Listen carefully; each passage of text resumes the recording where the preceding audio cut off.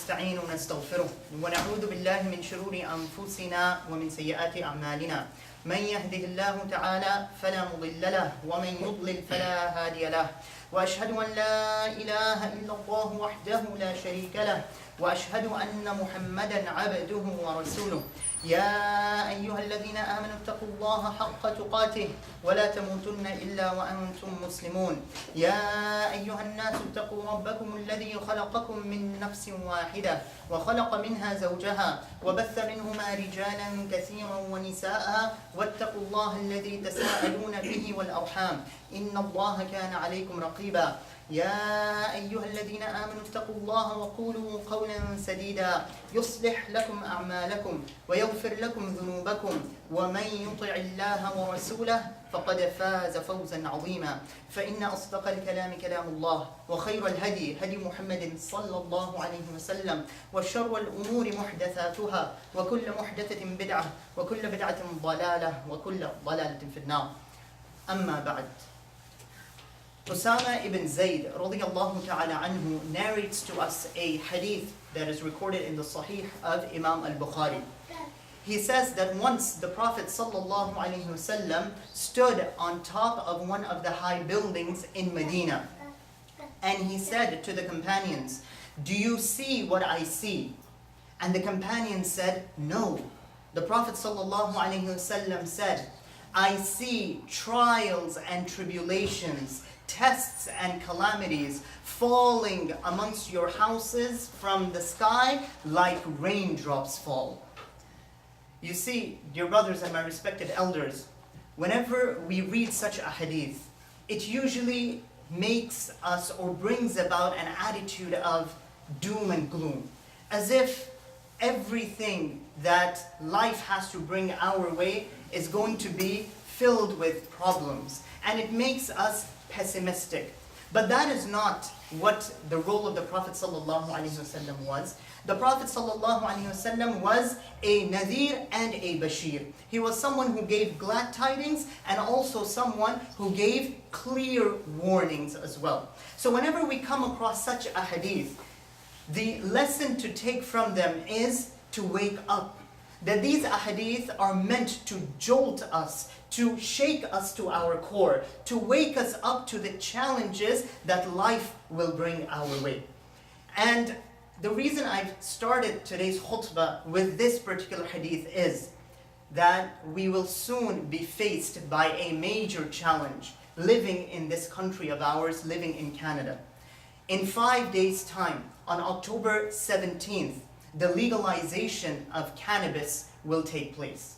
Marijuana, as it's commonly known as, will become something legal, something to buy and sell easily, which up until now is considered a criminal act. So what are the ramifications of such a legalization?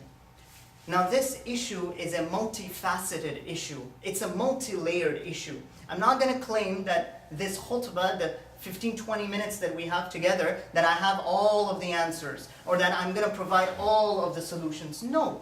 Rather, what this khutbah attempts to do is to provide a framework from which we as a Muslim community, we as believers can have a fruitful conversation, inshaAllah ta'ala. So what I will try to do in today's khutbah is to give all of us an overview of what marijuana is and how is it used. What are the short-term and the long-term effects, and who are the major consumers of this product. And in light of all of this, what is it that inshaAllah ta'ala we as a community can do? So I ask Allah subhanahu wa ta'ala that He gives us barakah in the time that we have together. I ask you to pay as much attention as you can, and there will be some complex words and terminologies that I will use, but I've tried my best to keep them as away from the discussion as possible, so that inshallah ta'ala we don't lose out and miss out on the information. So cannabis, what is cannabis? Cannabis comes from the plant called Cannabis sativa. And this plant is made up of almost 400 different compounds and different chemicals, two of which are important for us to know. The two components are THC and CBD. THC, which stands for tetrahydrocannabinol, and CBD, which stands for cannabidiol. You don't need to worry or bother about what the full names are, but THC suffices to note that THC is the psychoactive component. This is the component that brings about the sense of euphoria, the sense of high, the sense of feeling relaxed, the sense of feeling some happiness and joy. This is what the THC component does. This is the mind-altering component. And then CBD is the component that is used for medicinal purposes. So some people, they say that what is the Islamic ruling on all of this? And inshallah ta'ala, that will be towards the end of the khutbah. I'll also mention what the Islamic ruling of these things are. Now let's talk about some of the names of this product. Some of these names are so funny, so interesting. And the reason that I'm mentioning this is, all of us who are parents, or those of us who are adults, if you hear around you young people mentioning some of these terms, then you should know what they're referring to. So marijuana has a number of names. From them, marijuana, MJ, Mary Jane, reefer, skunk, joint, grass, reefer. You have terms such as bong, blunt, wax, shatter. These are all the street names that are used for this particular product. Now when it is rolled up into a cigarette, it's called a joint. When it's rolled up into a cigar, a bigger sized item, then it's called a blunt. And when it is smoked through water, through a pipe, then it's called a bong. Now, who are the major consumers of cannabis as we speak right now? The major consumers of cannabis are between the ages of 15 and 24. Now, why is this important to note? That'll become clear, but have this at the back of your mind. The major consumers of cannabis, marijuana, are the age group between 15 and 24. And it was found through surveys done last year that this demographic between 15 and 24, marijuana use is double the number of adults who use marijuana. And in our province here in Ontario, the use of marijuana is almost 38% amongst high schoolers. 38%. And it increases as the grade levels increase.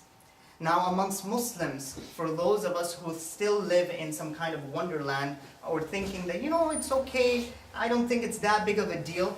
Well, amongst Muslims, the FYI, inshallah ta'ala, this khutbah is being recorded, you can refer to it later on. FYI is the Family and Youth Institute or Initiative, an organization founded in the US. And almost 10 years ago, they did a survey of Muslim college-going students, both male and female.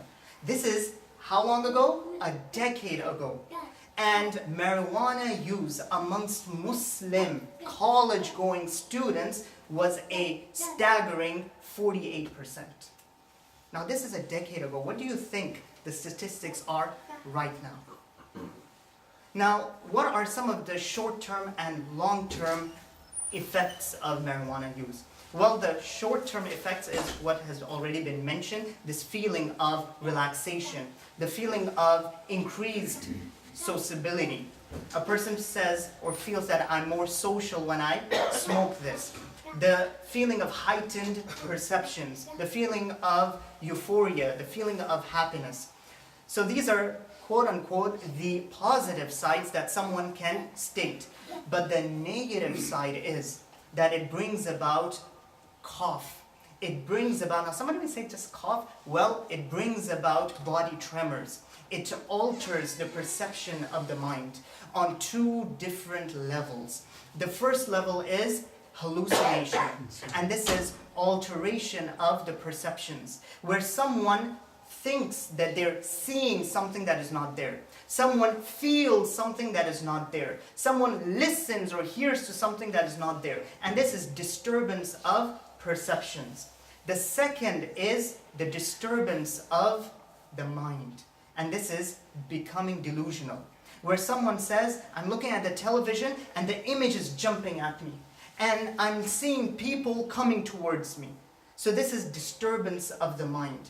It causes loss of memory, loss of motor coordination. So when somebody has smoked marijuana or ingested this, then what happens? This person drives in a very dangerous fashion as well.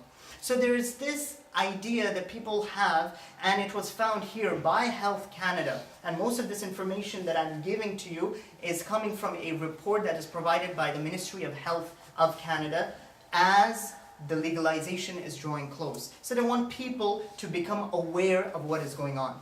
And as is normal with such issues, there's a little information that we as a community research on our own, and there's more what? Hearsay. Qila wa qal. This person said and that person said. Oh, I got this WhatsApp message and this is what the WhatsApp message is. It's gotta be true. And I saw that Facebook post and I saw that Twitter feed and I saw that Snap. SubhanAllah, have you taken the time out to read this?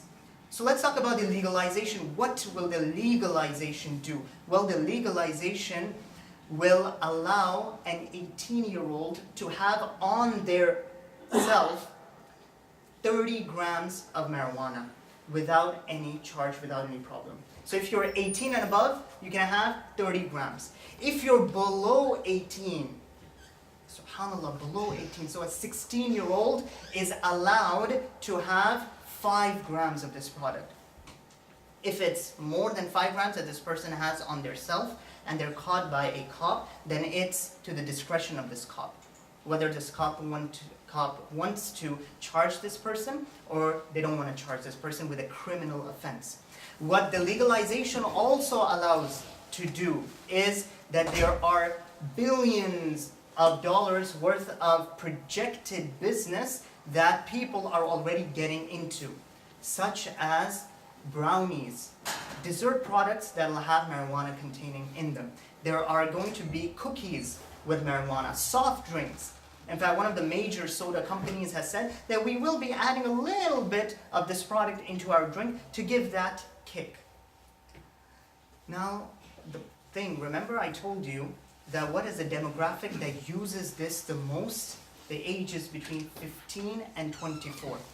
Now what medical practitioners and what neuroscientists tell us is, this is the exact age in which the prefrontal cortex, the hippocampus if you like, of the brain is developing.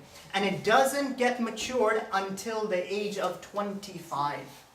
Until the age of 25, the hippocampus is not fully developed. It is in the state of maturation between these ages. And the hippocampus is responsible for motor coordination, for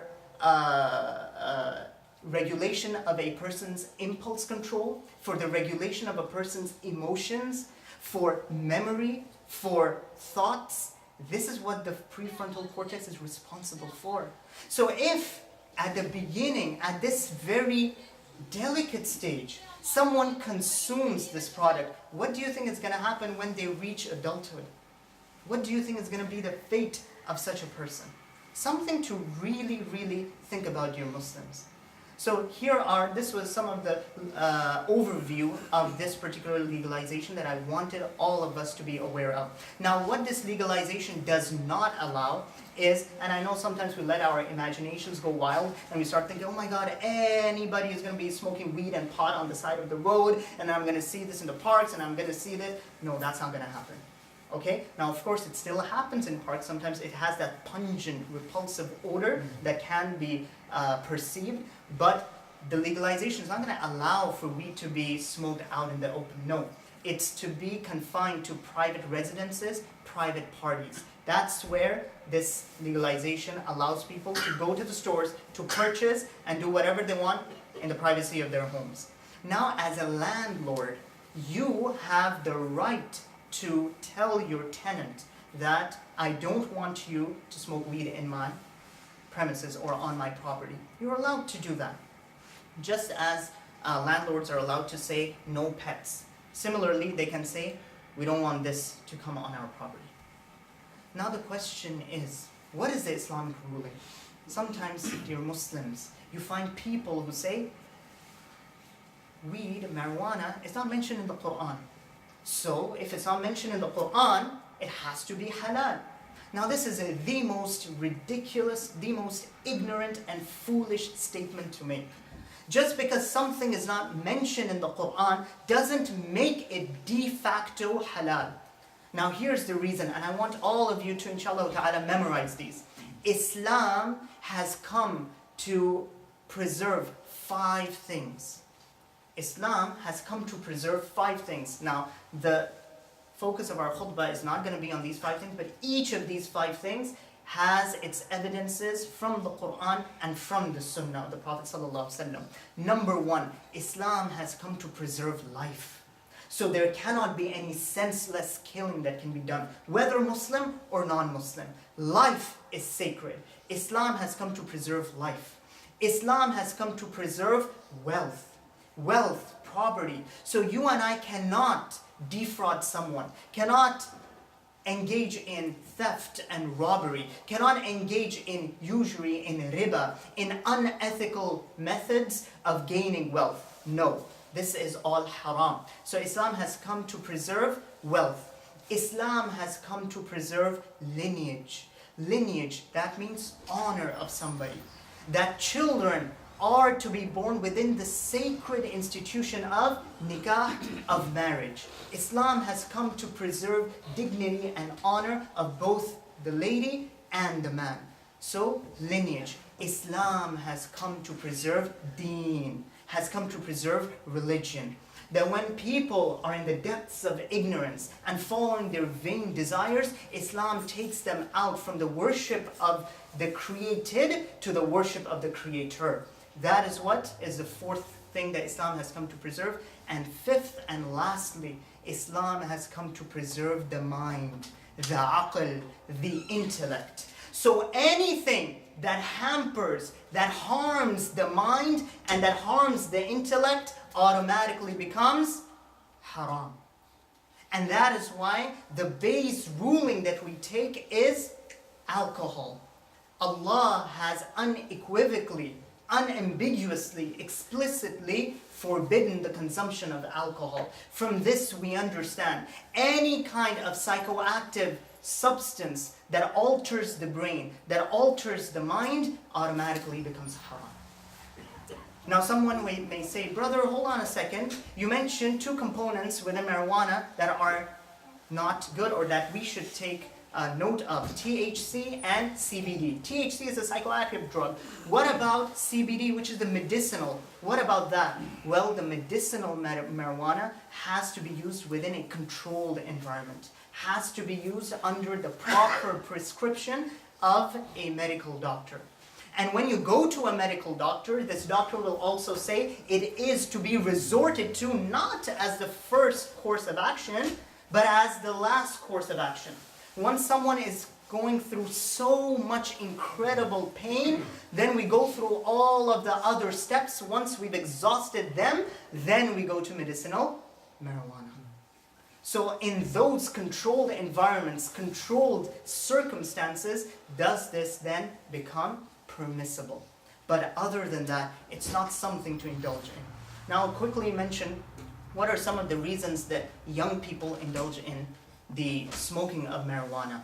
There are a lot of reasons, but we'll quickly go through a few. The first is experimentation. What is this hoopla around?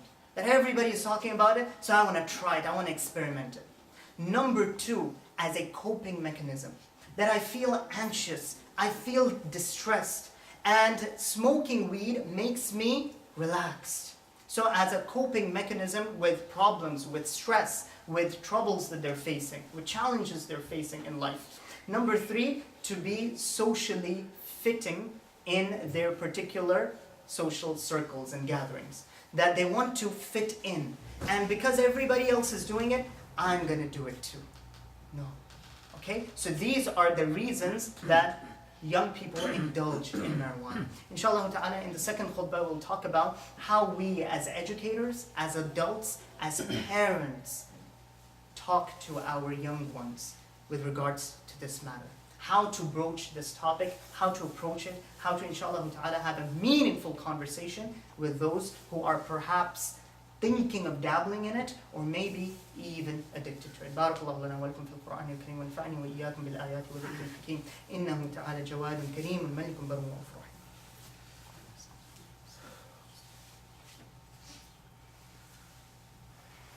إن الحمد لله نحمده ونستعينه ونستغفره ونعوذ بالله من شرور أنفسنا ومن سيئات أعمالنا من يهده الله تعالى فهو المهتد ومن يضلل فلن تجد له وليا مرشدا اللهم صل على محمد وعلى آل محمد كما صليت على إبراهيم وعلى آل إبراهيم إنك حميد مجيد اللهم بارك على محمد وعلى آل محمد كما باركت على إبراهيم وعلى آل إبراهيم إنك حميد مجيد وبعد. Dear brothers and especially fathers, I speak as a father myself.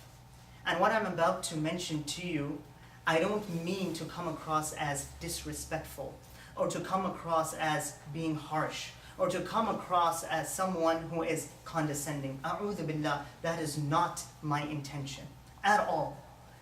My intention is to look for people who are undergoing or going through these issues, going through these problems, and how to help them. That is what we as a community should be engaged in. So the first piece of advice I give to myself and all of us is, when you are seeing certain things in your house, some of those terminologies that I already mentioned at the beginning of the khutbah, you hear these terminologies. Some of the things that you should look for in your young ones is sudden change of friends. Their eyes are red. You find a certain odor in the house. You find their grades declining.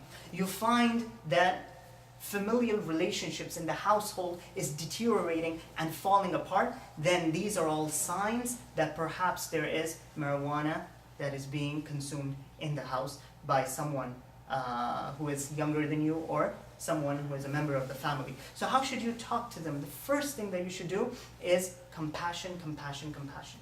Do not come across as someone who is angry and who is in a state of panic and that you're yelling, that you're screaming. This is not going to go anywhere, because your youngster is simply going to shut off. And those of you who were present during my Eid al-Adha khutbah, I talked about the legacy of Ibrahim alayhi salam and how he talked to his young teenage son Ismail. Ibrahim alayhi salam gets wahi from Allah, and he could have told him, hey, I'm your father, and because I'm your father and I'm a messenger of God, you've got to listen to me and I have to slaughter you, end of story. But that's not what we see. So the things that I'm mentioning to you, don't think that this is the Gora people's way of tarbiyah, this is the Canadian or the Western philosophy of teaching. No, I will bring to you evidences from the Quran, where the Quranic methodology is what we need to return to. You see, you and I grew up in an environment very, very different from the environment our children are growing in. The culture in which you and I grew in is radically different from the culture our children are growing up in. So simply because you see that your child wears the topi and is memorizing the Quran and is going to an Islamic school does not guarantee that they will not think about going into this path. Does not guarantee. What will guarantee is you as an educator. So the first thing is compassion.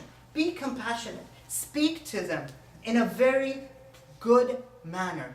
A manner that has mercy in it. And here I'll remind you of the statement of Anas ibn Malik radiallahu anhu, that he said, I served the Messenger sallallahu alaihi wasallam for 10 years. I want that to sink in. 10 years the Rasul sallallahu alaihi wasallam is being served by Anas ibn Malik. And he was a youngster, perhaps 9 or 8 years old when he came to the service of the Rasul. Anas says that never once did the Prophet ﷺ say to me, Ya Anas, why did you do this? Or why didn't you do this? This is the tarbiyah of the Rasul ﷺ. And how quickly are we to fall on our upbringing, on our cultural understanding of parenting, and we think that this is what will bring about good and my child will listen to me. Just because I'm saying to him, I'm your father, so you've got to listen to me. It doesn't necessarily work. The second point, so the first is compassion. The second is that you put yourself in the shoes of your child. And have an open conversation. Say to them, ask them, what are the pressures that you're facing in school, my beloved son? Use words like this. Surah Luqman, Surah 31, is filled with advice of how Luqman spoke to his son.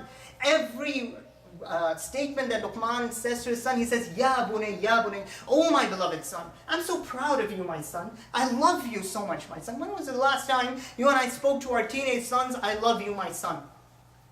So say to them that you genuinely care about them. I know for a lot of us, they see parents, because I'm one of you, that we think, but don't I toil so hard for them? They should understand I love them. Why should I say it? No, you need to say it. Luqman said it. Yaqub said it to his children. So why have we left the Quranic example? So speak to them in a place where you can put yourselves in their shoes and ask them. And guaranteed, I can almost guarantee you, your son or your daughter, if they are in middle school or high school in this province of Ontario or this country, they've already been offered marijuana before. Almost a guarantee. So it's time to wake up and smell the coffee before we lose our next generation. So like I mentioned to you, I don't want this khutbah to be all doom and gloom. Inshallah ta'ala, there's always hope. That the Prophet ﷺ has promised us that there will be people until Judgment Day. No matter how much fitan come, there will always be upon the straight path. And when you and I live Islam in our lives, when you and I do not play around with the laws of Allah subhanahu wa ta'ala, and we show them what Islam is, subhanAllah, they will, inshaAllah ta'ala, become righteous and become pious. We ask Allah subhanahu wa ta'ala that He protects all of us. We ask Allah subhanahu wa ta'ala that whatever fitan come our way, this is just one of them. And fitan will only keep on increasing as time goes by. Running away from fitan is not the answer. But to ask Allah constantly for help is the answer. May Allah subhanahu wa ta'ala have mercy on all of those who have passed away. May Allah grant all of them His Jannat al-Na'im. May Allah subhanahu wa ta'ala forgive all of those parents who are struggling with their children. May Allah subhanahu wa ta'ala forgive them and us, and may Allah give them and us the tawfiq to be true role models to our next generation. Ameen ya Rabbil Alameen. Ibadallah rahimakumullah. Inna Allah ya'muru bil adli wal ihsani wa ita'i dhil qurba wa yanha 'anil fahsha'i wal munkari wal baghi ya'idukum la'allakum tadhakkarun. Udhkurullaha dhikran kathiran wa sabbihuhu bukratan wa asila wa la dhikrullahi akbar. Before we begin the salah, we'll pass the